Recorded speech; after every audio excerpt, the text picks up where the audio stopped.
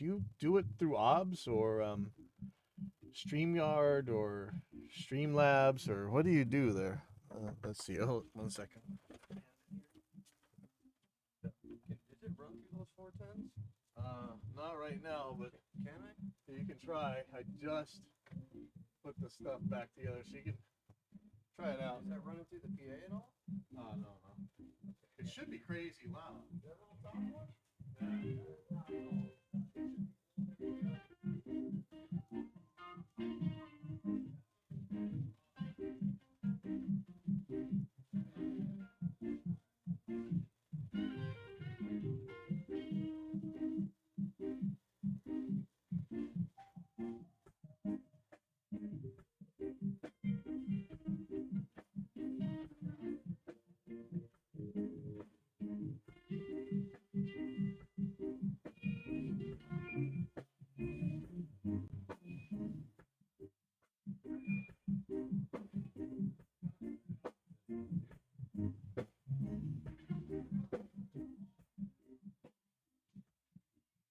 All right, sorry.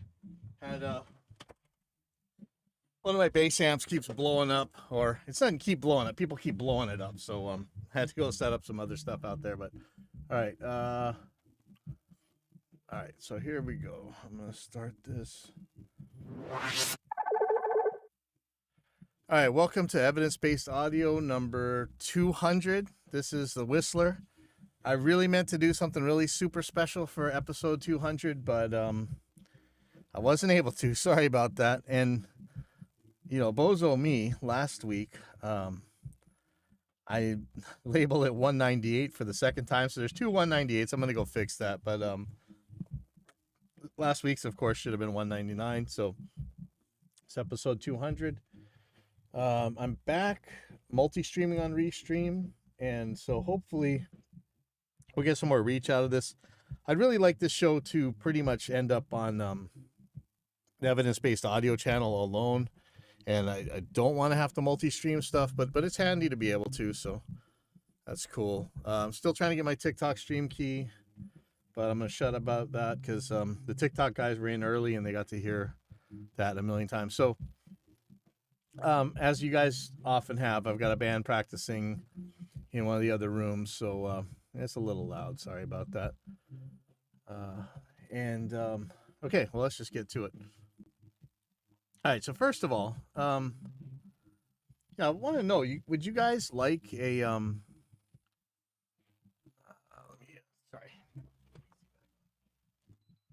it's gonna be a little bit noisy. I'm sorry about that. I know I'm being sorry about a lot of stuff today, but there's a lot going on. I want to know if you guys had any interest in a channel or a show called Helix Talk. Alex Knievel, over at the Gear Forum and TGP, the Shill Forum, the Shill page. He's a cool guy. He wanted to talk about, Helix stuff a lot. And, there's shows about different guitars and different amps and different things. And, the Helix, if you guys don't know, is a multi-effects processor. It's also a plug-in. There's several different versions of it. It's a complicated piece of gear, but it's extremely powerful. And, a lot of people probably aren't getting the most out of it. And so I wanted to run it by you guys. So let me know what you think. Should there be a Helix Talk show? I already made a channel for it, so we could do it. So let me know if that's something you guys really want to do. All right. And more of this Quad Cortex stuff. So I'm over at the Gear Forums again. And, man. So, this is a 50-page thread about, whether or not the Quad Cortex is ever going to get updated or anything like what they claimed for it at the beginning.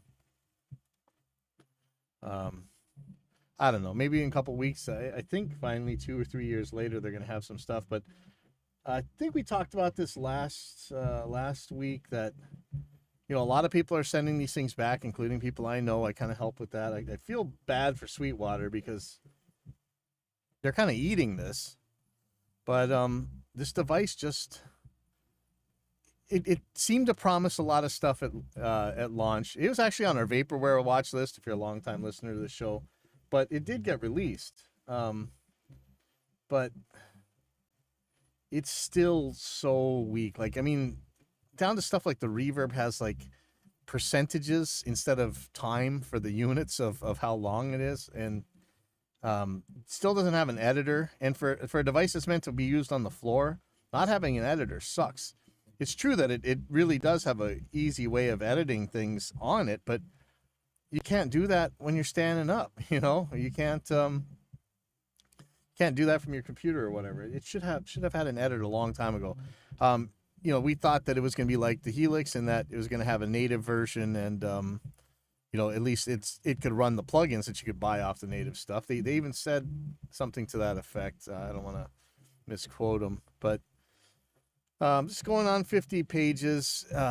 The shill page, the TGP, is like booting everybody. I've actually been banned from that forum at this point. If you even don't just drink the Quad Cortex Kool-Aid, so kind of sucks. I feel bad because this is a pretty neat product and it sounds great.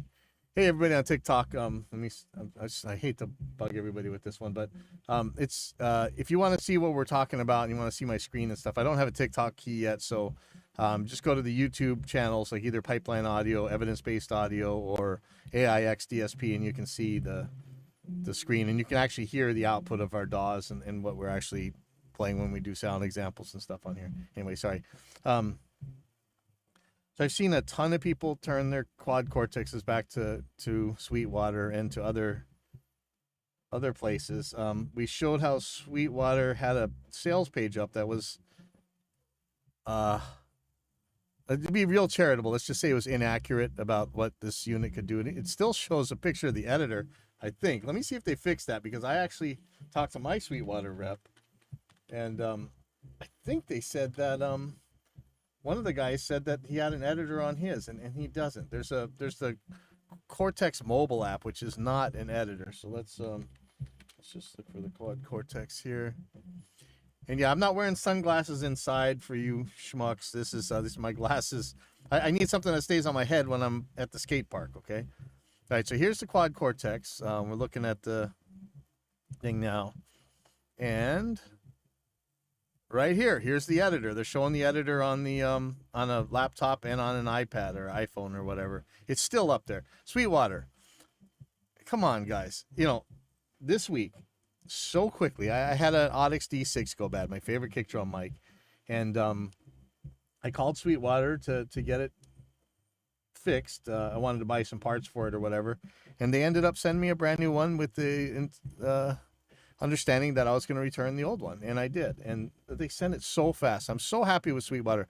Look, guys, I don't want you to guys get nailed over this thing. This editor that you're showing on this page does not exist. That's why people buy this thing and then turn it around. That's like a $2,000 unit, and it's pain, man. Just come on, check this out. That editor doesn't exist. Take it off your page. All right. Okay. All this Quad Cortex stuff, I'm kind of bummed about it, you know, like I said, but I'm happy with my Helix. I know a lot of guys are using the Fractal stuff, and there's other devices too, the Zooms and whatever else. So I want to talk about the reason I call this one the Whistler is over at the Gear forums, there's a thread called the 3.9 kilohertz cut. And he says, ran into this post at the other place. And by the other place, they mean the shill page. Anyone here have any insight on this? And it says, let me go to, I had to go in a incognito window because I'm banned off of the shill page. So here we go. What is it with the 3.9 kilohertz? Maybe it's a problem with my hearing, but in every monitoring situation I'm in, I always have a spike there. A simple parametric cut with a narrow Q of 3 and minus 3 dB takes care of it, but it's everywhere. Some prophet of Zod or Bob Zod or whatever, he says, I can't remember exactly who it was, maybe Craig Ganderton, but I do remember reading in a book that 4K is where digital nastiness lives. This was years ago too, and I always watched that region closely and cut it when I needed to. I think either way, cutting that frequency range warms things up some. If you you know, it's one thing on monitors and stuff like that, but when you're mixing guitars, when you're recording guitars, mixing guitars, whatever, this is, hey Alex, this is one of the most painful frequencies, and I call it the whistler. Hey VCR Tyler. Um, oh man, I love how TikTok just has so much reach.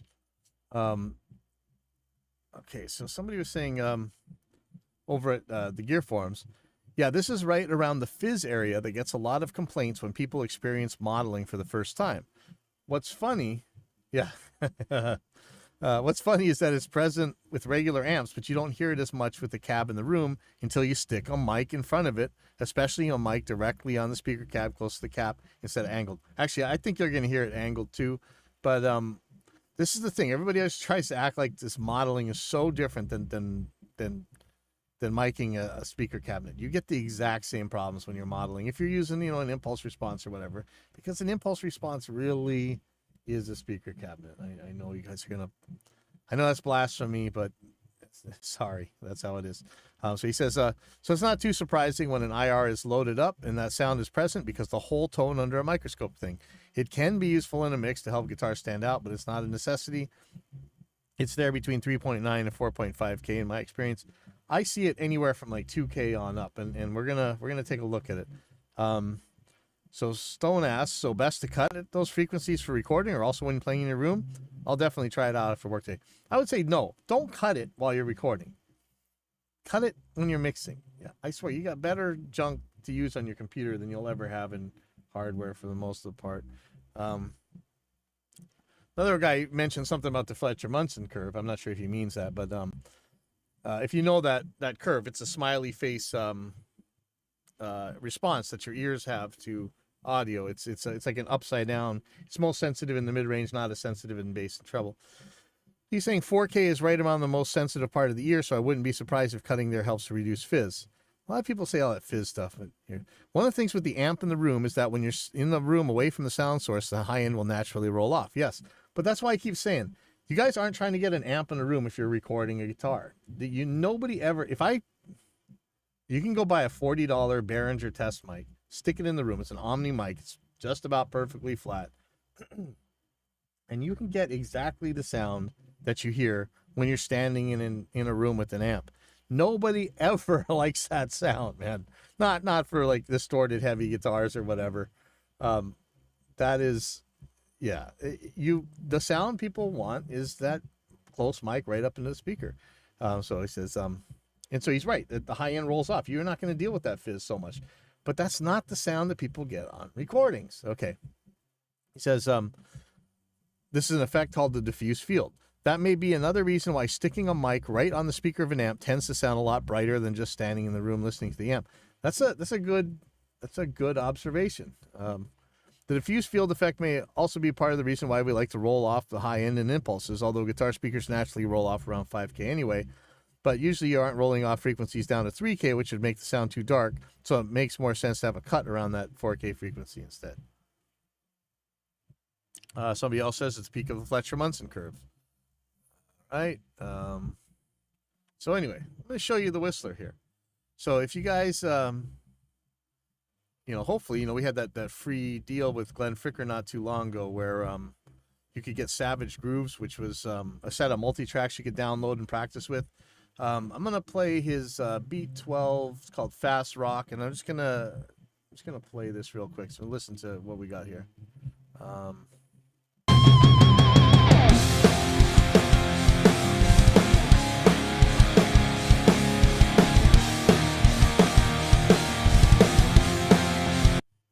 Okay, so, decent. I mean, it's really cool to use these tracks to learn how to mix and everything. It's really cool stuff here. I'm going to solo the 57, the guitar amp with the mic shoved right into the grill or whatever. It's pretty close. You can tell there's like some proximity effect going on here. So let me solo that real quick.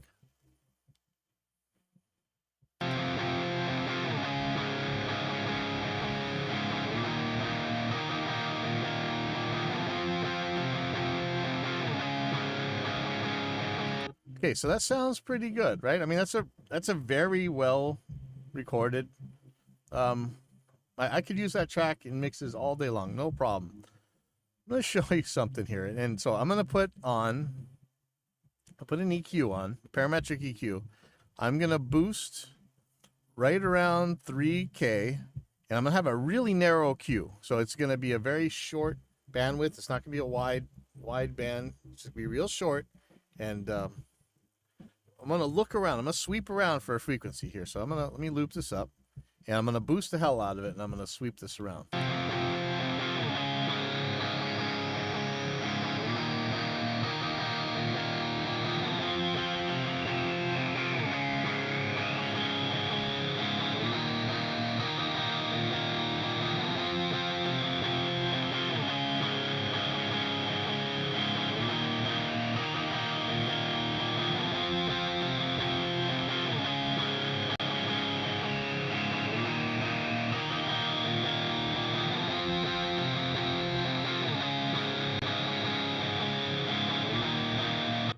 Okay, so right around when I got to about 3.5 kilohertz, and actually the whole thing kind of sounds nasty up there, but around 3.5 kilohertz, it really started jumping out and whistling, right?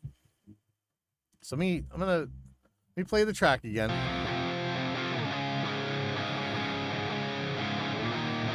Okay, now I'm gonna boost that section.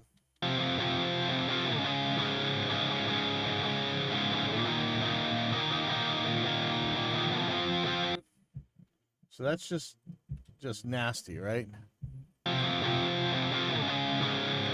now I'm gonna cut it now. So I'm gonna take the gain of that sweep and I'm gonna turn it down. Take 6 decibels out of it.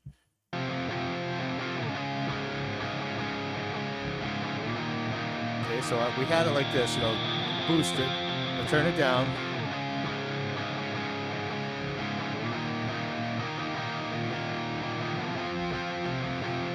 So we got a much smoother sound, right? It doesn't seem to be missing any high end. It's just missing that awful whistle. But the crazy part is that whistle never bugged you before, right? So when I'm playing this, you don't really hear the difference. You're like, wait, that sounds the same. But wait a second. So this is where, like the McGurk effect and where you fool yourself.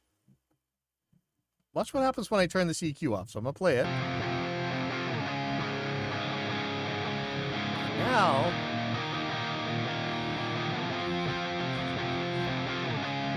that was the original signal. So it didn't bug you before. You didn't mind that noise before. Really, I mean, you might not liked it so much, or you probably didn't even notice it. But when you take it away and hear it and then add it back in, all of a sudden you're like, wow, that is awful. That is awful. How can I record my guitar without that sound? But really,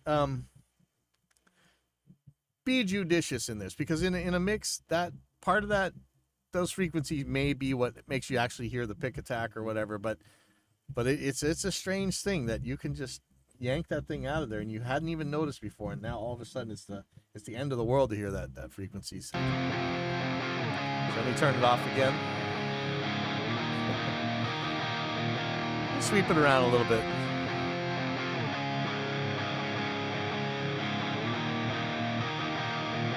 So here's 3.9 kilohertz, like they're talking about in the forums, but I find that it moves around, sometimes like 3,200 hertz.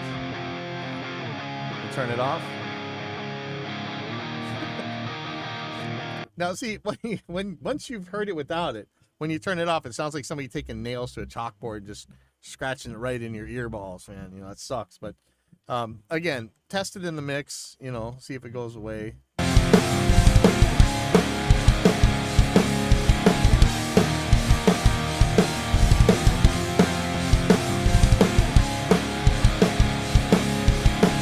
It's a trippy thing. If you guys have never seen the McGurk effect, it's where the guy says ba or fa, and you hear different sounds depending on what the lips are doing. Just do a YouTube search or whatever on McGurk effect and realize that just like so many other things,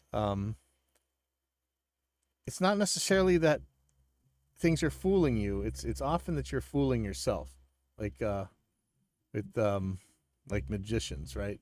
Magicians are really about making you fool yourself. Give me an SU. I don't know what that is.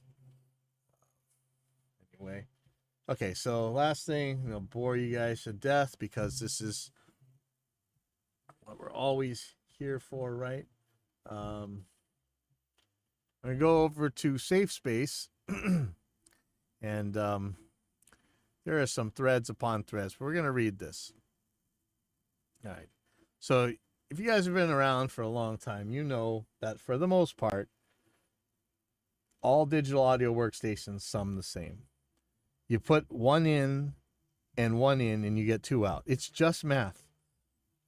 It can get a little bit more complicated because of dither and things like that, but generally, all that stuff is so far down there. It's way below your ability to hear it. It's way below what you're going to hear in any sensible room. With like, listen to this, man. I got a band next door. I got air conditioning. You're never going to hear this stuff. It's so far down there. Some stuff will null completely. Like if you, let me back up. So for most of you guys on here know, but the job of your digital audio workstation, your mixing program that you do all your recording in and stuff, is like you're mixing your guitar and your drum and your vocals and your bass together into 2 tracks or whatever that you can stick up on YouTube or SoundCloud or on a CD if anybody knows what those are anymore. There is a crazy religious component out there that believes in just the nuttiest stuff about sound, and they never want to provide any evidence, but they think that different software mixes differently. But how many tests have we actually done where you take the exact same files, mix them exactly the same way in all the different digital audio workstations, and they all either completely cancel each other out when you phase flip one of them when you do the null test. Null test is basically you play 2 files that should be the same, flip the polarity of one of them so that a positive signal is going to be now a negative signal. And when you put them together, you should get big fat 0, right? Because of things like random dithering or different dithering algorithms and noise shaping, things like that, it's going to be a little bit different way down there, way down there, but it's not someplace where you're going to hear it. And there are pathological ways of doing things where you can make it apparent what the difference is between DAWs. I think early on, before most DAWs were doing floating point, there was, you could easily just clip the hell out of things, right? I mean, that's a whole nother thing. So you would hear that, of course. You often hear about pan law, but in general, they're going to sound the same if you're doing anything sensible. And so, let me read this thing over at Safe Space. Let me turn off this AC.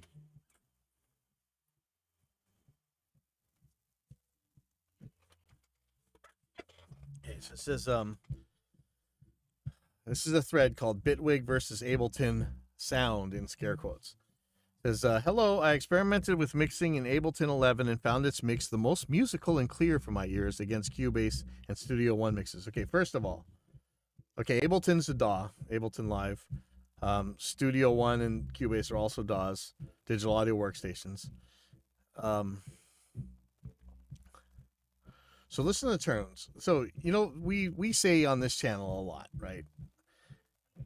Use actual measurable terms with quantifiable units. So we say there's an extra 3 decibels at 6 kilohertz, for instance, or there's this much noise. There's noise minus 70 dB down, or there's this much distortion. When you're dealing with Woosters and audio religion nuts, they don't like using words that you can actually test. They like using squishy, wooey words like euphonic, warm, forward, transparent. I mean, to me, transparent is what you put in is what you get, right? But in this case, you see musical and clear. It says, Cubase has prominent and even harsh high frequencies. What do you mean by that? Studio One has too muddy analogish sound that is pleasant and good, but not suitable, not applicable for any tasks. Muddy analogish sounds. if I were to guess, he'd mean something around like 350 hertz, and maybe it's distorting down there or whatever. I mixed only dot wave stems without any VST instruments and plugins. Now, I wonder what you mean by stem. That's a whole nother thing, right? Let's not even go there. But he says without any instruments and plugins, so that's interesting. My question about Bitwig, actually. As well as I know, Bitwig was developed with the participation of former Ableton creators, so I'm wondering, how does it sound compared with Ableton? Update. Sorry, I had to say it earlier. I just took 8 stems of Tears for Fears circa 1985 song and placed them in each program, Cubase, Ableton, and Studio One, not using any plugins, and got very different sound. I did not need to check it. Okay, here you go. This is when you know you're dealing with religion. I did not need to check if it nulled because difference is obvious even through $10 Bluetooth earphones. I can think of so many. Who's Country Boy? What is that? I don't know what that is. Sorry, I didn't press that in time. I'm not sure what that is, Country Boy. So he says, I did not need to check if it nulled because difference is obvious. Now listen, like I just said, the whole thing about audio is you are fooling yourself. And if you think you're beyond being fooled, you're the fool. So always do a null test. If you think that there's a difference there, always do a null test. If you talk to any honest audio engineer that worked back in the day of the big huge consoles and stuff, they're going to tell you that more than once they sat there twiddling the knobs and fixing all their EQs. Let me see, I have no idea what this is. Say, Country Boy, it says you're invited live. I don't know what that does.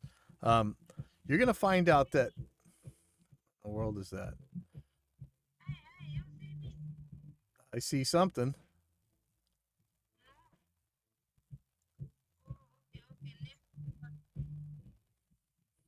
Sorry guys, I'm new to TikTok. I have no idea what's going on. Never mind.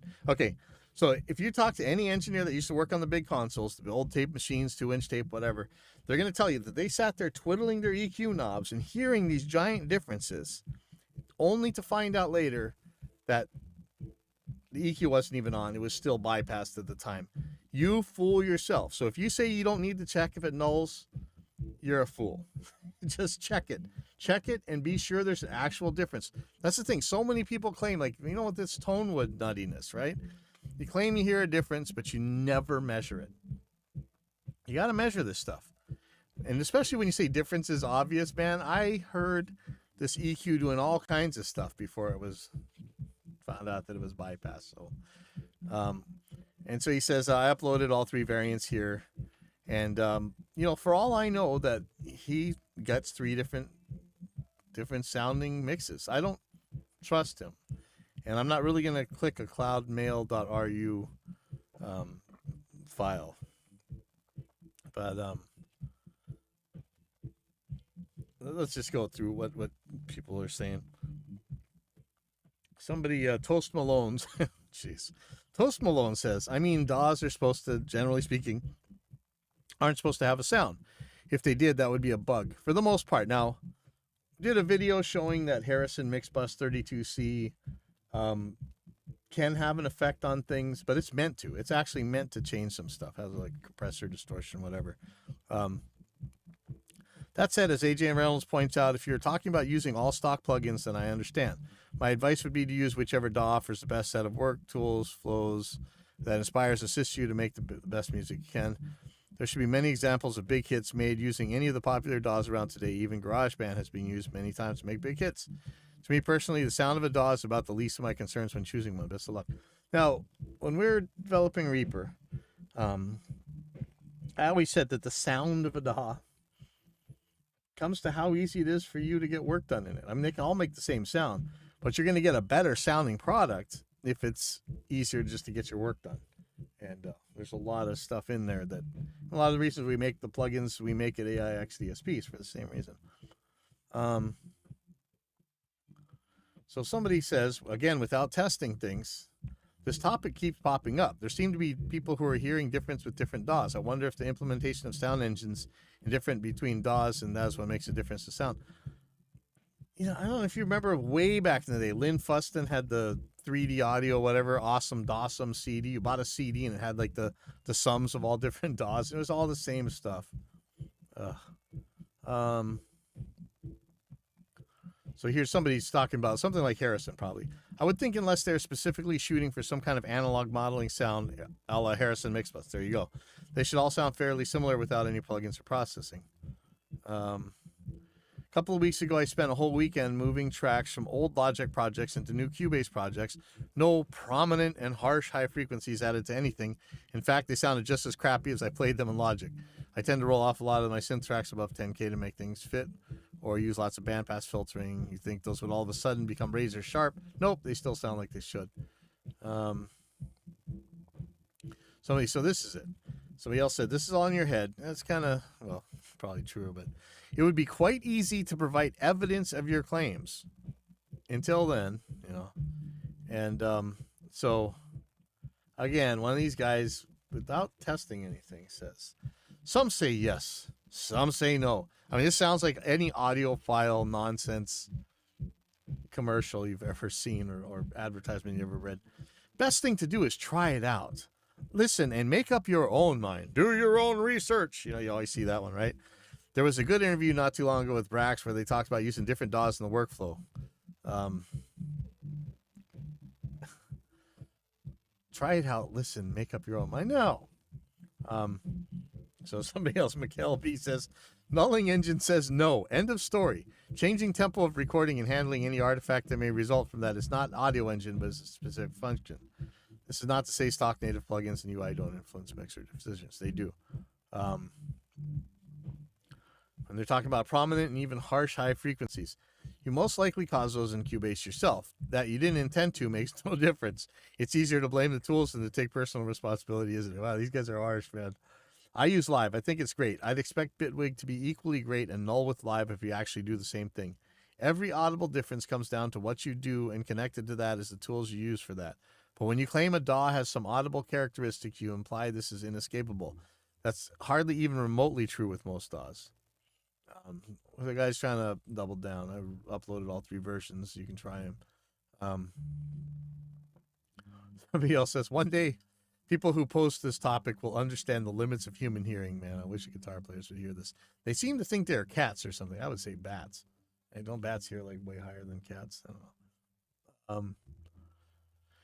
Here's the rub. So Hertzton says, such a test is only useful and valid if you rule out everything that can be different between DAWs. Like, for example, different pan laws, possible sample rate or bit depth conversion upon import and export, possibly some kind of summing effects active, doesn't S1 have those, and so on.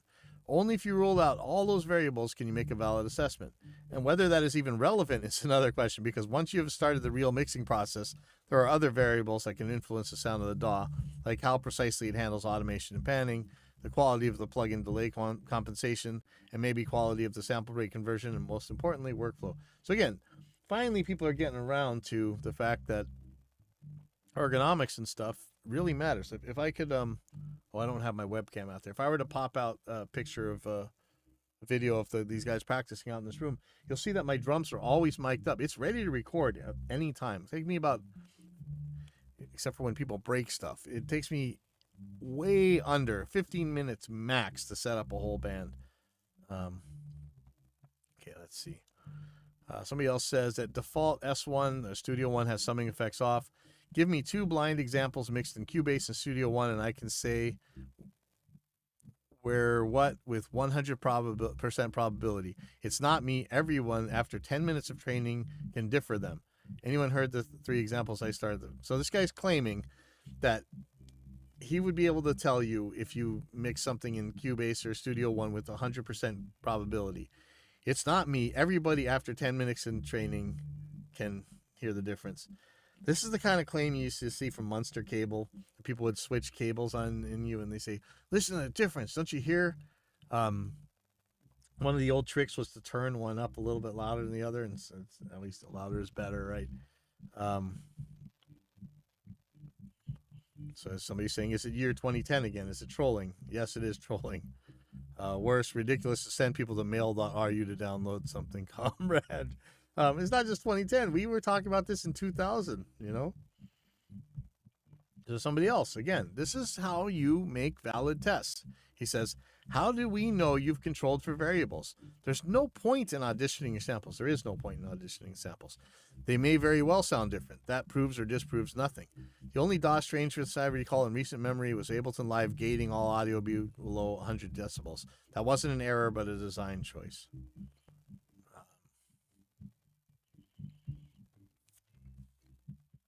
So somebody else does the argument from authority, appeal to authority. Jack Joseph Whig, in a very long studio tour vid, says toward the end that he thought Ableton was the best sounding DAW. He's perhaps worked with audio for a while. Ha, ha, ha, ha. It's a basic bone stock appeal to authority fallacy, right? Somebody else says, this topic has been done to death. Ample explanations have been given. People who insist DAWs sound different simply don't understand the underlying math. It's beyond their heads, so just let it die. Yeah. So the original poster says it again. It's doubling down, tripling down. Okay, then I have some superpower to distinguish one DAW from another blindly. I could win some money probably. Let's start with Cubase and Studio One. By the way, Studio One version 2 sounds different than version 4. This guy makes a lot of claims. This is so much like these Tonewood guys. Not sure why we're discussing plugins here. If you want to do a valid comparison, you wouldn't use any plugins. Right. Eliminate the variables. Eliminate all the variables until you're down to the ones that matter. Some people, when they turn on a radio, hear sound coming from the speakers. Some other people, when they turn on a radio, see nulling numbers coming from the speakers. Now, this is usually what the Woosters, the anti-science, or if you ever hear somebody say Western medicine, that's how you know that person is full of crap. Medicine is medicine. It doesn't matter.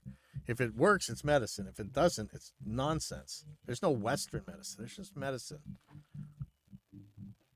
If you have to preface it with something, it's probably not medicine. Let's see. One thing that can have an impact is how they handle plugins. Yes, eliminate the variables. And so here comes the super Woosters here. Don't expect people to actually listen to them. They're busy elevating themselves to cartoon logic and aggression. You know, so this is the ad hominem, right? Instead of addressing the actual claim, the argument somebody's making, or the argument you're making that you got to defend, you attack them personally instead and say, well, this person eats babies, so he must be wrong about this subject, you know, whatever.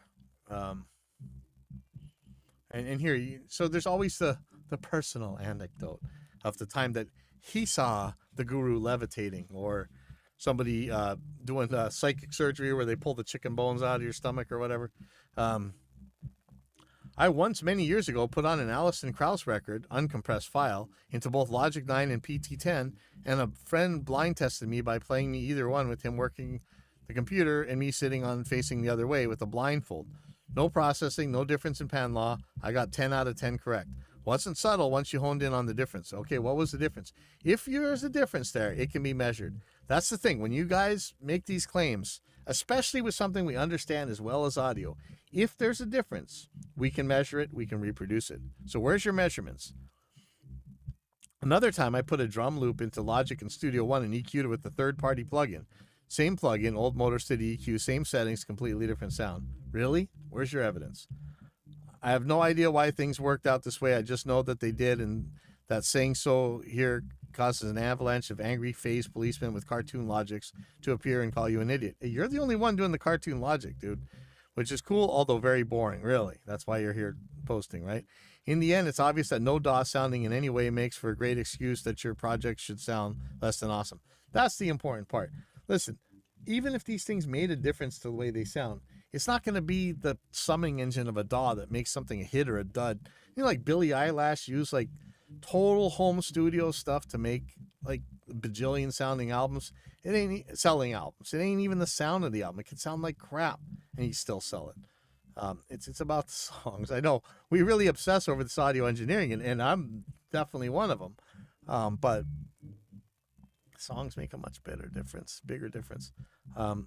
As that's the driver's doing, not the car, but they also do not act nor sound drive identically, it seems. Oh, and please, no one address me on this. I am not here to be schooled about how phase cancellation works, etc. only thought I'd pop in here for two people who might find it of interest. That's the other thing. So Woosters will usually jump in and say, I'm not here to argue, so don't attack me. And then they'll go and attack everybody else and run away.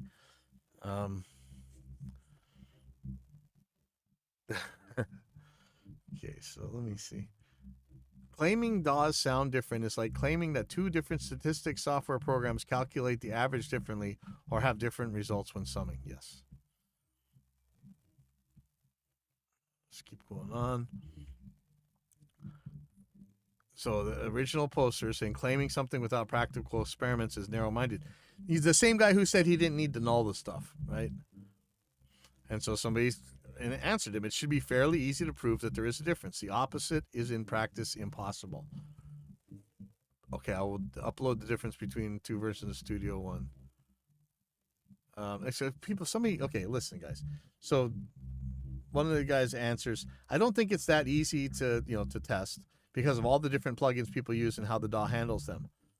Latency creating phase issues. Again, eliminate all those plugins and whatever else. We're not talking about it. Stop talking about plugins. We're trying to eliminate the variables and just have the couple in there that we think might be making a difference.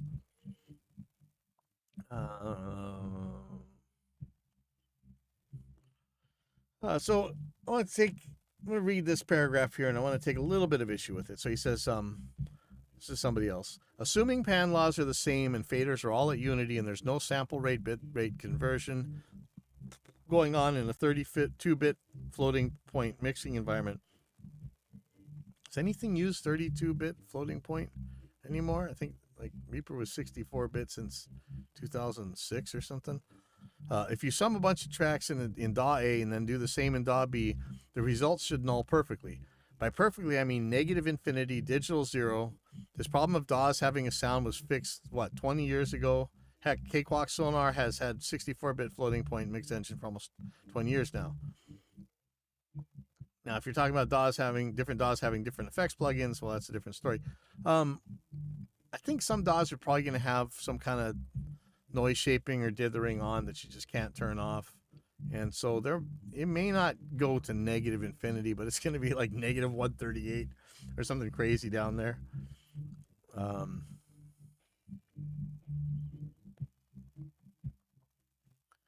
Let's see.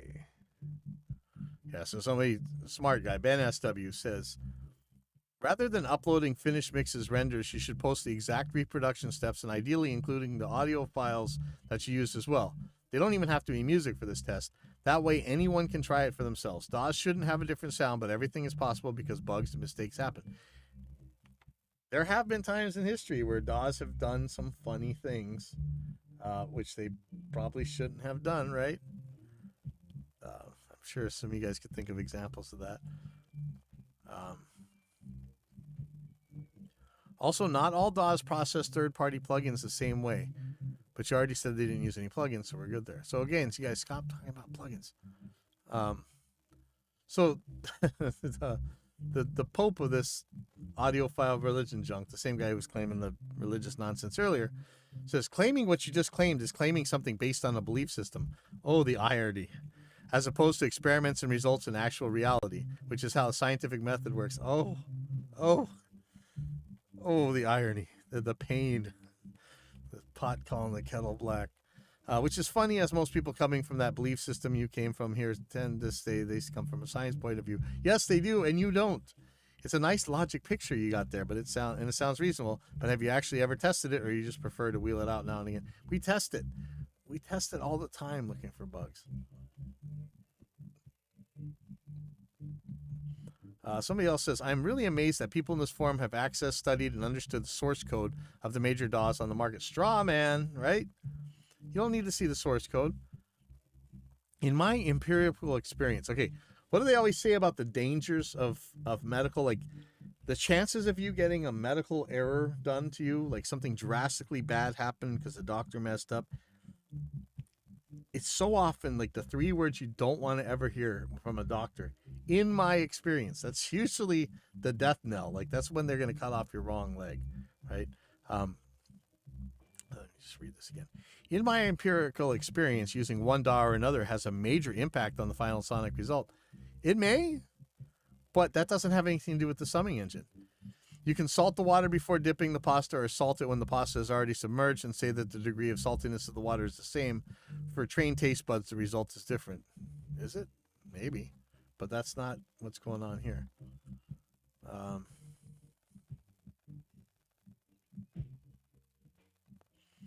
Somebody else says, because the underlying math is the same in all DAWs, they use the same DSP processes for the fundamental operations as summing, pan loss, etc. That's why it's the same as calculating the average on a statistics software. And remember, in this very forum, people have done this experiment bajillions of times. So somebody else says, again, this is one of the guys that, maybe he is, let's see what's his recording credits here.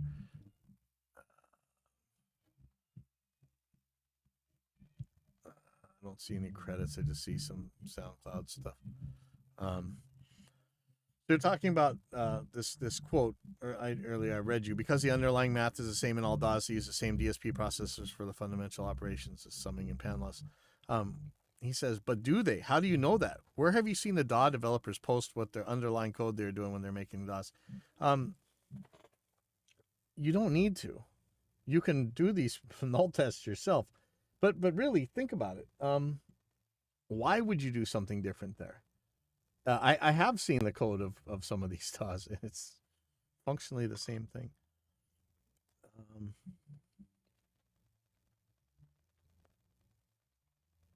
It's more religious nonsense. Here's the OP in another thread opining on the sound of different brands of USB cables. Okay. All right, so I had no idea about that. Okay, so now we know it's just complete mental. Just a little PSA so people know who they're dealing with. And so this is a post from the same guy who started this whole thread.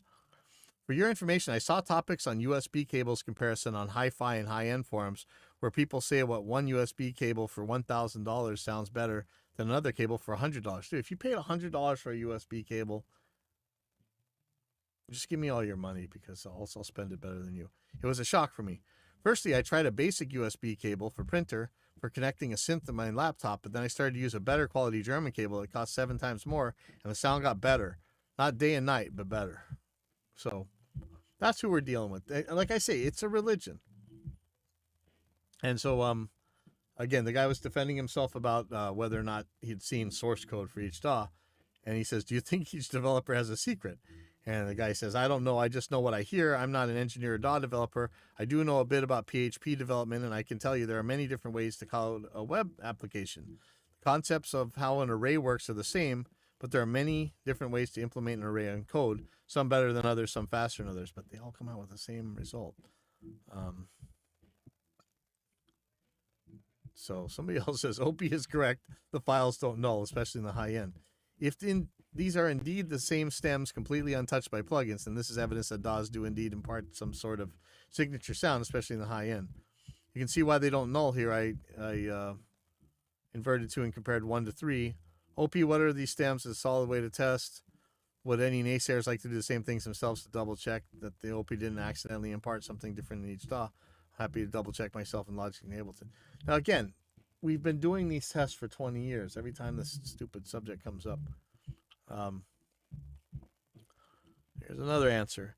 As I explained here, this is not really a debate anymore. Not in almost 2022, not almost 2023. If you sum a bunch of files in different DAWs, they will null 100%. It's so easy to test. Generate a bunch of audio tracks, sine sweep, white, pink, brown noise, a few impulses, then save them. Then load them in your favorite DAWs, say Cubase and Reaper. Render them preferably at 32-bit floating point so accidental dithering becomes impossible. Is that true? Then load the rendered results in one of the DAWs, invert the polarity of one of the tracks, then witness the miracle. They 100% null. If they don't, you did something wrong. Again, I'm a little bit leery of the dithering and the noise shaping that might possibly go in there, but it's going to be so far down there. It's not even funny. So this other guy's arguing, except they don't null in this case, the same stems in 3 different DAWs. He posted this test in the OP. I don't care what he posted. I think he did it wrong. So that doesn't matter.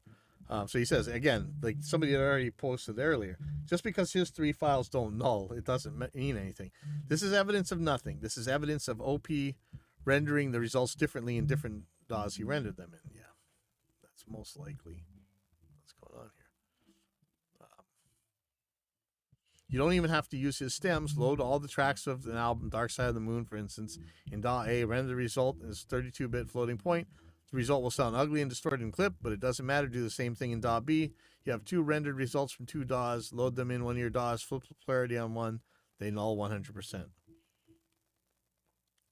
And so when he says render the result as 32-bit floating point, the other guy asks, is this an essential step?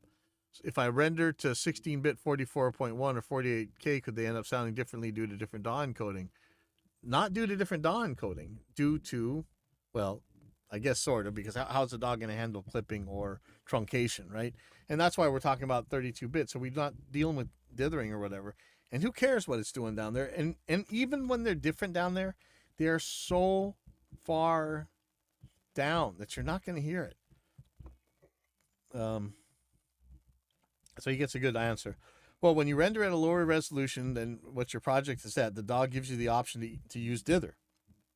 And the dither causes your renders to differ. Meaning when you null them against each other, you'll see a noise floor of around minus 90 decibel full scale for a 16-bit render, which is the sound of the dither. The signals in both files should still null, but obviously it would not be negative infinity. So remove as many variables as possible. Just render them in 32-bit floating point. Again, though, 90 decibels down. Think of what that means. Think how loud you'd have to turn up something so that you could hear something 90 decibels down there. And let's get real. That's going to make an album hit or a dud? No way. Or just generate a 10-second white noise file, let's say minus 6 decibels full scale. Save it, generate a 10-second sine sweep at minus 6 decibels full scale. Save it. Load them in DAW A, sum and render them to 32-bit floating point file. Do the same in DAW B. These 2 files will 100% null when you load them in any DAW and flip the polarity of one of them. And I know we keep going over this, but that's how it is.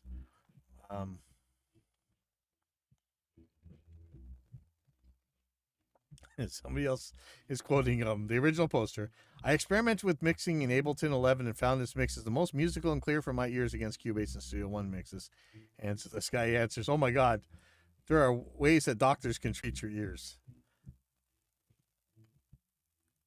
And of course, obviously nobody told you to this day and moment about the script in Reaper that is called Make It Sound Better Than Every Other DAW.lua. You should not only trust your ears, you should trust your audio friends' ears either, in case you have such. I wouldn't be surprised if somebody actually made that. I should go look that up. You know what? Let's go look in the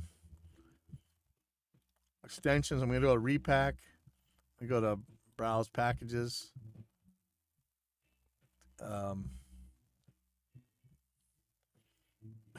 Watch this thing actually exists.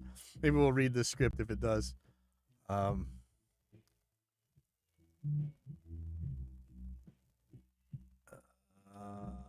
man, I got that. Okay. So better. Oh, okay, I don't see it. It could be in there, but okay.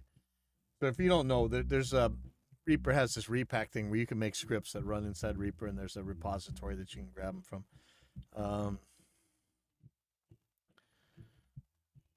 Again, and so sometimes people mean well, like Sedona, right? All the nutballs in Sedona. So it's the guy saying, I'm not accusing the OP of dishonesty. It's so easy to make a mistake. It is. It's easy to fool yourself, too. Even one sample time difference when summing can give you the high frequency difference you're hearing now. I'm sure, I hope he's being honest, but he's wrong. This is another guy saying, I tell you to their face that you lie. Flat out, you lie. I don't know for sure. I'm not going to assume, but probably. Okay, let's look on another page. All right, so here's Joe Q. Not sure who this is, but this is, I think this is somebody we all know here. So he says, all these woo-woos acting as if DAWs fell off the back of a flying saucer. We have had developers weigh in on this subject, and they agree any working DAW should null in straight summing. That's been my experience too. Anytime a developer talks about this, and here's one you're talking to right now, is going to tell you. Any working DAW should null in straight summing, except for... sorry. Again, like something like that Harrison 32C, right? I have also seen plugin developers chime in and say plugin handling is a myth as well. Are they lying? Is there a conspiracy? I can see where plugins may do different things slightly in different DAWs. I mean, obviously, we're going through hell right now because most DAWs still aren't anywhere near what Reaper is in routing. So when we're doing side chains and stuff, we constantly have to hold the hands of the other DAWs that are trying to cross the street. Um, I've got no stake in Reaper anymore. But I tell you, I wish everybody else would get to where their routing is. I think Pro Tools can probably do it or most of it, but man, it's a nightmare in some of these other DAWs. The more careful an experimenter is at matching everything, and I mean everything, more their results will null. Some of the experimenters here are too lazy, ignorant to really match everything. People who know how to do a proper test have been doing these experiments for 20 years, and they have gotten nulls for 20 years. That's the truth. 20 years of this we've been doing, and we've been getting nulls for 20 years. If anyone gets a null, they did the experiment correctly. If someone does not get a null, they have little to say until every other experimenter has also tried and also failed to get a null. What is mathematically unreasonable is to think that you can get a null by accident or that you can cheat your way to a null. A 3-minute song that nulls is 5.5 billion digits all the same. Is that actual math? You don't have to be a programming genius to see that there isn't any special magic going on. It's called addition. That's sum is addition, right? Computers are very good at addition, and when two computers add up the same set of numbers, they should get the same result. Plus, the idea of a non-null having a consistent, identifiable musical character is absurd on its face.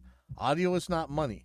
If a bank paid you 1 cent more interest on your $1 million than another bank, you could say that bank was better. But does 10110101010101010 sound warmer than 10101101101010111111? No. The final nail in this coffin of BS argument is that even the numbnuts who are convinced that a DAW is forcing them to make a harsh mix can't even agree with each other. This is just like Tonewood, right? If you ask Tonewood or wine experts or violin experts, what does this wood do? What does this wine do? They all make up their own stuff. And it's like mutually incompatible and mutually exclusive. So I'll say this again. They can't even agree with each other. I've been following these threads for decades. For every one person saying Cubase is harsh and Ableton is warm, there's another one saying, no, Cubase is the warm one. Ableton is harsh. It's pathetic. They can't even agree with their fellow audio creationists on what it sounds like. And again, see, this guy gets it. I always see this as religion. So I always say with religious, you guys all get together, fight it out. And when you guys decide which one is the real gods or religion or whatever, then let me know. But until then, stop giving me all these mutually incompatible claims, pick one. If I took a poll of guitarists and asked which was twangier, a Les Paul or a Telecaster, I'm sure I would get an overwhelming consensus. I think that there's some caveats in here. For the most part, you're right. No such consensus exists among the DAW difference hearers. Each one of these people has their own personal placebo. There's zero consistency. Add in a lack of concern for actual scientific methodology and an unwillingness to isolate variables. Like we keep saying, just get rid of all the variables except for the ones that count. And it's a perfect storm flat earth scenario. Blame the DAW because you can't get a good mix in it. Yeah. So I'm sure I put in some snark here. I think you guys have heard me rant on this subject long enough for episode 200, but you know me. Let's see, going down to, oh, look, somebody using Reaper. Hey. And he summoned something. Oh, interesting. Let's see. So what did he do? Oh, so he's trying to render something in studio. Oh, God. Okay, look. I'm just going to read this because you guys are going to accuse me of bias. So they're trying to grab some other DAWs and try this out. So he's saying it's only one pair of DAWs, Reaper versus Studio One. Please download a free test version of Studio One. I believe they have one, and try to null. You will be amazed. So that's the original poster. And this DFGHDHR whatever guy who has been pretty good through this whole thread, he says, man, the Studio One software is stupid. Where's the render option? Help me. Oh, found it. Export mixdown. Give me a few minutes. It says nothing to export. Please select format and select set of loop or markers first. If I selected the format, how should I set the loop? What a piece of software. Give me a few minutes. So this guy's used to using Reaper, so of course he's using the superior software. Okay, so here he goes. He's got some pictures of what's going on. Okay, I set the export range to between song start and marker. The signal in the exported result does not even last the whole 5 seconds. As you can see, it's 4 seconds long and the rest is silence. Ignore the silence part. I don't know my way around this Studio software yet. Studio One software yet. Maybe some warping tempo thing is going on. Okay, I wanted to test this software right out of the gate without going into its settings and see what I should get. Now let me see what I'm doing wrong. If they force me to use Studio One, I would rather quit. Sorry, but when you've been using Reaper for so long, almost everything else feels stupid. Again, give me a few minutes and hours. So he's got a test up where he's got 2 totally different results here. It looks like it shrunk it or something. It says, is warping or something like that on by default in Studio One? Someone help me out here. So it says, Studio One, you will be amazed. And this other guy says, I use Reaper since first time made the best. Unable to, and Studio One are beyond my grayscale. Okay. Okay, all I had to do was choose new, then import files, and choose 48 kilohertz as my sample rate and 32-bit floating point as my resolution, and then drop the files in that box. Very important note. Uncheck stretch audio files to tempo. Oh, okay. You know what? I know somebody wants to complain about that. That's actually kind of a good thing to have on if you're just, you're working. Studio One's meant for musicians to create music. I mean, it can be used by everybody else, but it's really good at that part. Okay. I then exported Mixdown as 48 kilohertz 32-bit floating point without doing anything special. I just set end marker to exactly 5 seconds, imported the Mixdown to Reaper alongside Reaper's rendered sum, flipped the polarity on one, and voila. They null to negative infinity. As you can see, there's nothing to be amazed by. Please don't ask me now to go install Ableton or whatnot. Studio One gave me enough headache already. And there you go. When you do the actual test, you get jack diddly. He even used Schwa's Bitter in here. And he put the wave files that he got. Isn't this what we expect? Nothing across nothing across nothing. Okay, so let's see what this guy Alex D has to say. Guys, sorry for my language, but in simple terms, from a programmer's point of view, the C++ is a language in which most DAWs are written. They all use the same mathematics and APIs. But there is such operation as rounding. There is, but in the code, you can set the number of characters after the decimal point, after which the results of the function will be rounded. As far as I know, the best rounding is used in Sequoia, Samplitude, and Pro Tools. Therefore, these programs calculate audio effects most accurately. At the same time, operations with the best rounding are very CPU intensive. That's why Sequoia kills the CPU with a few plugins when Reaper only do 20% CPU utilization. The secret of Reaper efficiency with plugins is poor rounding. That's why Sequoia is used as industry standard in mastering. Don't criticize me too much. Better discuss this issues with programmers who use Audio C++.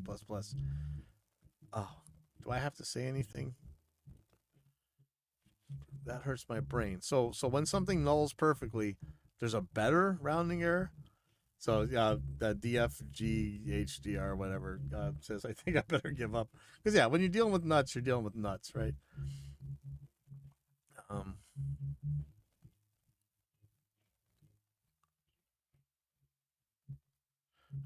Somebody else, Lucas, says, there are many examples of approximations or inaccurate rounding processes used in code to make it perform better. The most famous is probably fast inverse square root, which has been used for a long time in DSP applications and 3D rendering.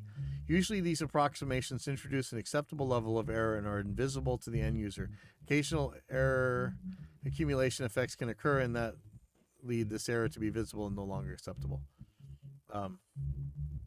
Okay, BM 1000 is responding to Alex D, who was talking about C++. He says, incorrect, at least partly. The secret of Reaper's efficiency is not processing silent tracks with effects and the pre-buffering plugin processing, anticipative effects processing in the Reaper config menu. If you turn those off, Reaper is as inefficient as Ableton Live. Haven't tested with the other DAWs, though. There's something similar in Logic and Cubase as well. The other secret of Reaper's efficiency is the way they measure CPU usage. Reaper measures the combined load of all cores. There was a recent update allowing you to change this. Ableton measures just the highest core, which is why it's possible to get crackles in Reaper with only the CPU meter showing 20%, whereas in Ableton you can have 99% CPU usage and not have crackles. That's why it's important to use a CPU meter across the same CPU meter across all of them, so you can really compare apples to apples.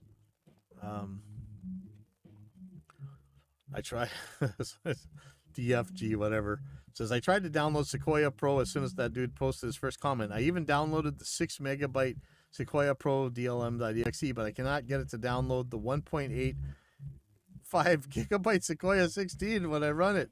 If someone can show me a way to download the trial Sequoia setup file, I'd be more than happy to show the dude above he's wrong. Oh. So this Alex D says, I'll do a test tomorrow. I have both programs. I am glad that audio engineers believe that all DAWs are the same. They didn't say that. It's a straw man. But as a programmer, I do not believe in identical code inside such complex products as DAW. It is logically not possible. Is that really the claim? So DFG whatever says, it's not a matter of belief, it's a matter of testing. You just saw me null 3 softwares. They all nulled the negative infinity. I can also put plugins on these tracks with the same presets and sum them and report back if that's what you want.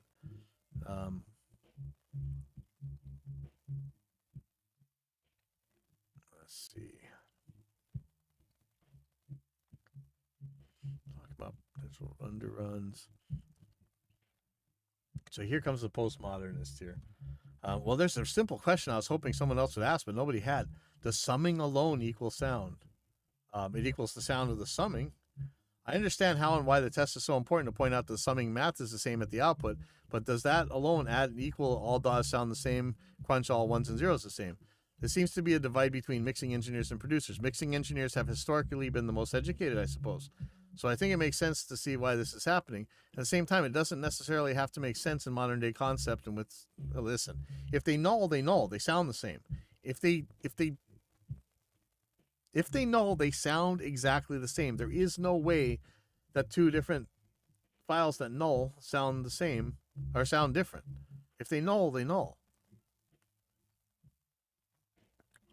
So DFG whatever answers, no, summing alone means if everything else were identical in different DAWs, which obviously they're not, the summing result of the DAWs we null tested null perfectly.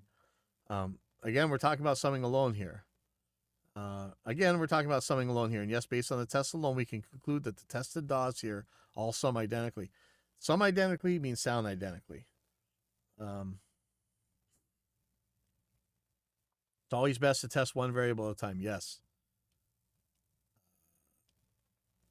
So he's responding to a quote where he says, how can we possibly be more discretionary and inform users, customers, of these customers' products by simply saying with this one test, only exporting audio, we can prove that all DAWs set up the same way sound the same, and that's that.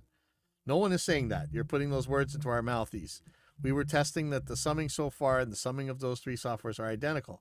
I'm going to add plugins to the test as well. Wow, that's brave.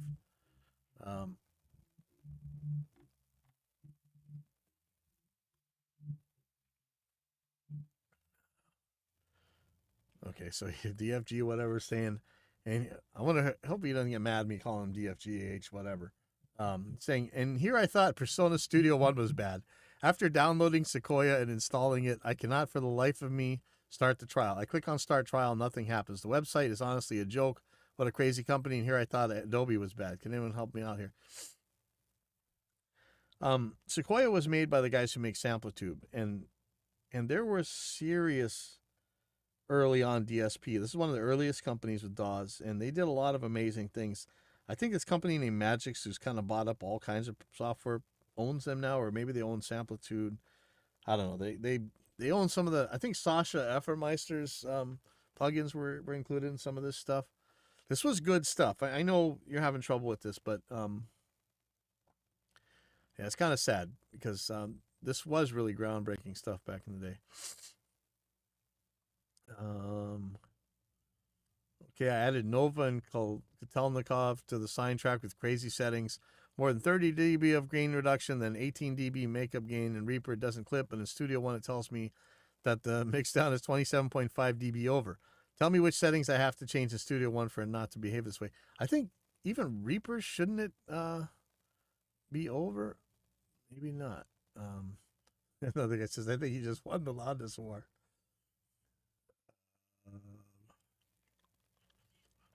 Says the computer forum on gs.com is like old people's computer club where people discuss about how to change paper to their old HP printer. Are we really discussing here if 1 + 1 = 2? It's like a DAW conspiracy theorist club over here. So he's saying, somebody else is saying, when comparing the sound of Bitwig and Ableton, I think just doing a simple null test doesn't tell us much. Well, it tells you that they null the same. In a real-world test, you would want to import some loops to different tempos and keys and warp them so that all the loops match the tempo and key. Well, now you're testing the stretching, the pitch and time algorithm. But again, that's a different thing. Let's see.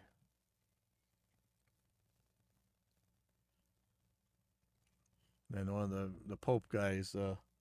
If I blind test by listening and get it continuously correct, you can go on about subjectivity all day. But for me, I have then subjectively established what is what, and then I'm done. I'd like to see him do that.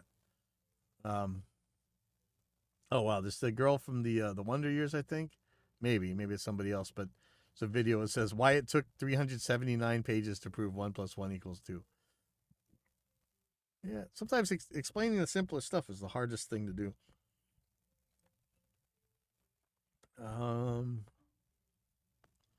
So he gives a really good way of testing for real. So he says, well, Karloff, if you really do it, that is hearing the difference between different DAWs, then kudos to you. But please keep in mind, in order to test this claim, this is how it needs to be done. 1, keep the sample rate and bit depth of files and DAWs in question all consistent. For instance, all DAWs summing engines should be set to 48 kilohertz, 32-bit floating point. All the files you're going to load should also be at 48 kilohertz, 32-bit floating point. Finally, the render should also be at 48 kilohertz, 32-bit floating point. So everything from start to finish are, for example, at 48 kilohertz, 32-bit floating point. 2, pan laws should obviously be kept the same as well. Pan laws can get tricky. 3, load the same bunch of files in the DAWs you want to test. 4, render the result of each DAW to a stereo file at 48 kilohertz, 32-bit floating point. 5, load these results in one DAW that's also set at 48 kilohertz, 32-bit floating point. Then someone else can test you, or you can obviously use an ABX testing plugins. Now, when it comes to religious nuts, ABX testing is like it's like the cross to the vampires. Especially when you're talking to the Tonewood guys, ABX test is the devil. It's a way of randomizing double blind tests where you don't really know which one you're hearing, and you just got to guess. And there's some really good software out there that'll handle this for you, and it's humbling when you really think you have something down, and you find out that you really can't tell the difference between stuff. You can't just hit play in every DAW and test it that way unless the final result is also going to be rendered online and captured in real time in analog or digital, in which case you use the result of your online render for your test. Then if you pass that simple test, you can complicate it even further by 6, putting plugins. They should be the same, obviously, with the same presets, same tracks. You can't just use any plugin because, as you know, some plugins are never going to sound exactly the same, even in the same DAW, because of analog emulation or the phase starting point of an oscillator, like think about a flanger. Delays also come to mind. So only plugins that null with themselves, no matter how many times you render them in the same DAW, should be used. 7, then repeat step 4 and 5 and test yourself again. If you're still passing that test, 8, then you can introduce files that are not the same sample rate or bit depth to test different DAW sample rate and bit depth conversion, including their dithering. And, of course, you ever heard when James Randi was testing dowsers? And,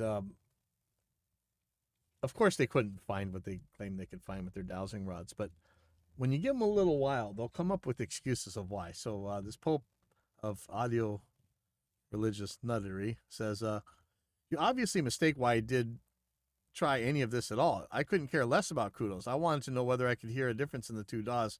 So here comes an appeal to emotion. Playing back an identical file without any other processing. And at that time with Logic 9 and PT, it seems I could. Fully blind, a friend working the computer trying hard to catch me out, lol. And man, and the plugin test I did was totally accidental, and I was messing with Studio One, basically demoing, and it felt like, man, this seems to sound behave differently better than my normal Logic. So I put the same drum loop in Logic that I just EQ'd in S1 and EQ'd it the same with the same plugin, then switched back and forth between DAWs completely unscientifically, but man, the difference wasn't even close. That's what you always say. So show us the, you did it again, show us the measurements. But there's always an excuse. Okay, so he's still trying to run Sequoia.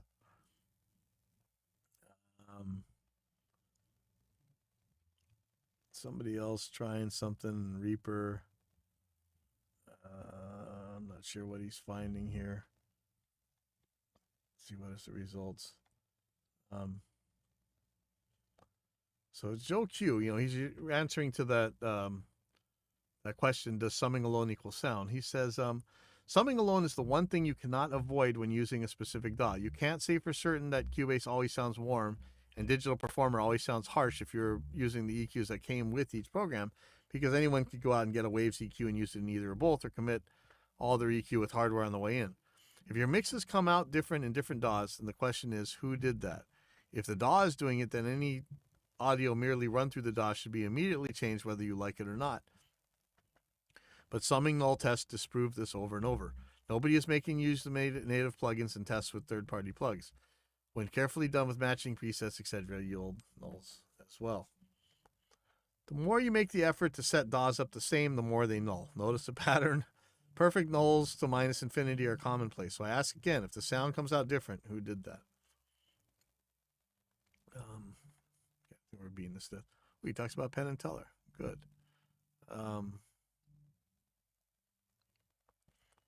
Where did it go? Are you the little mischievous elves living inside the DAW that wait until you stop setting things up the same, and then and only then do the sneakily come out to play? They hide when you're testing fairly and honestly. This is like the phony medium who claims the spirits are angry because you brought Penn and Teller to the seance. Your negative energy is canceling the magic. What is truly bad for consumers is introducing the specious, unfounded, unprovable paranoia that their DAW might be fatally flawed in a way that is unavoidable. That it is summing poorly and some other DAW sounds warmer. Of all the things you need to worry about, this is not only the least, it is something that is proven that you don't have anything to worry about at all. Human beings made these programs. They did not fall off the back of a flying saucer. Magical beliefs about how they work are unnecessary and counterproductive. Use whatever DAW you like, but stop going around telling other people that their DAW is innately harsh. Yeah. Next page. I know I'm probably boring you guys to death with this thing, but man, this is what we talk about here, right?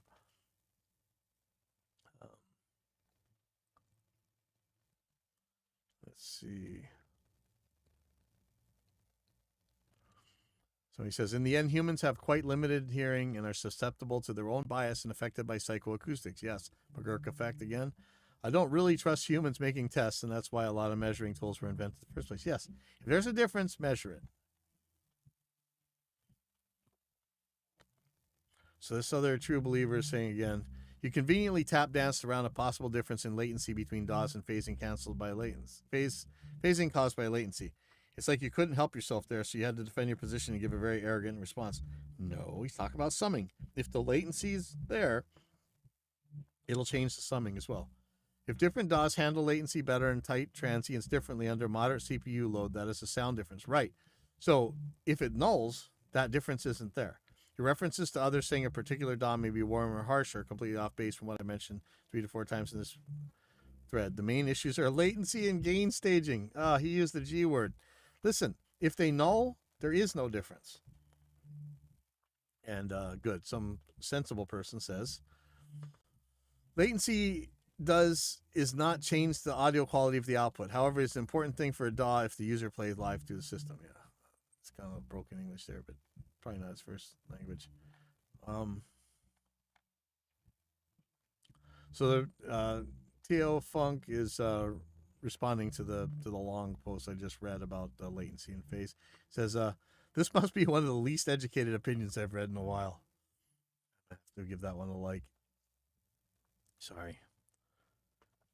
If the DAW have inconsistency in latency between tracks, it's a bug. This guy's just treading water here. Let's see. If you render both as 24-bit with no dither, do they still null? They could. They could. 32 is going to be easier because just in case there's something crazy quiet down there.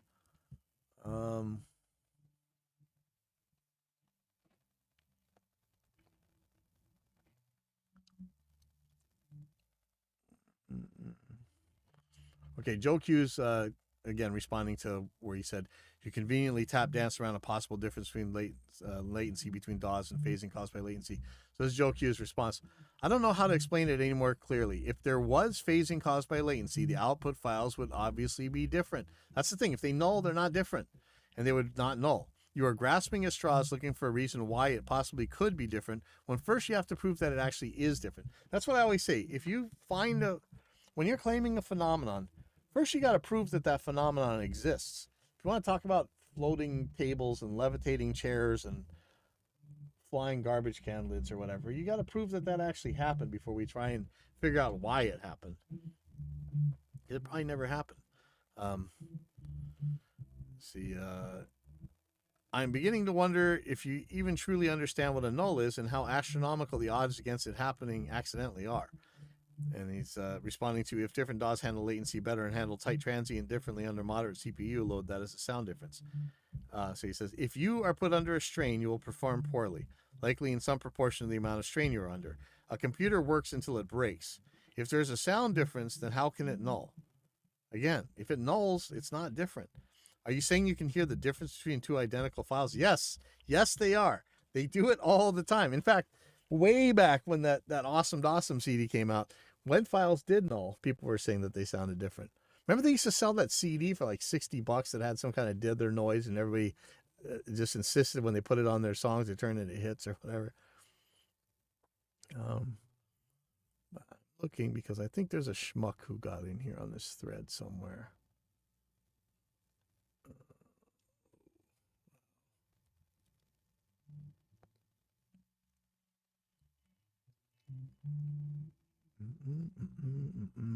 Oh yeah, here it goes. Here's some idiot named Pipeline Audio. Responding to the post by Nitrate Audio, this topic keeps popping up. There seem to be people who are hearing difference with different DAWs. I wonder if the implementation of sound engines is different between different DAWs, and that's what makes a difference in sound. And so I say, wonder no more, except in the case of pathological audio files or settings, or DAWs which intentionally change your sound explicitly, like Mixbus 32C, they null. The guy who says he didn't bother with the null test because it's obvious, is a great example of the positions taken without evidence can be ignored without evidence. Or I think the great Christopher Hitchens said, like, ideas asserted without, or claims asserted without evidence can be dismissed without evidence. And also, I was responding to that same guy. He says, some say yes, some say no. Best thing to do is to try it out, listen, and make up your own mind. You ever heard that, make up your own mind? That's how people ended up being anti-vaxxers and saying that autism caused vaccines. Make up your own mind. Do your own research. So I had to say, some say the earth is flat. Some say it is round. Best thing to do is make up your own mind and calibrate the controls to your airplane for a flat earth, and just ignore the fact that you hit the flight ceiling and are about to be a burning, hurtling ball of death. Okay, so this DFG whatever guy says, okay, I did the test again this time using 2 sine wave files, no white noise involved. Both Reaper and Studio One summing engine were set to 32-bit floating point. Both DAWs summed to 48 kilohertz, 24-bit, no dither. The result, again, the same minus 138 decibel quantization noise, okay? It's so far down there, you're never hearing that. Yeah, so that's... Yeah, people are also posting their own tests. Yeah, All right. So anyway, I think I bored you guys long enough with that. That's been a hour and 24 minutes. I am going to go. I'll see you guys next week. Thank you, TikTok guys, for coming on here. Please, I would really love a TikTok stream key. I'm not sure how to get one, but thank you for joining. Thank you guys on YouTube and Facebook and where are you at right now? Different channels here. I'd like to get that evidence-based audio channel on YouTube really going well. So if you could please comment, like, subscribe, all that stuff on there, that would be awesome.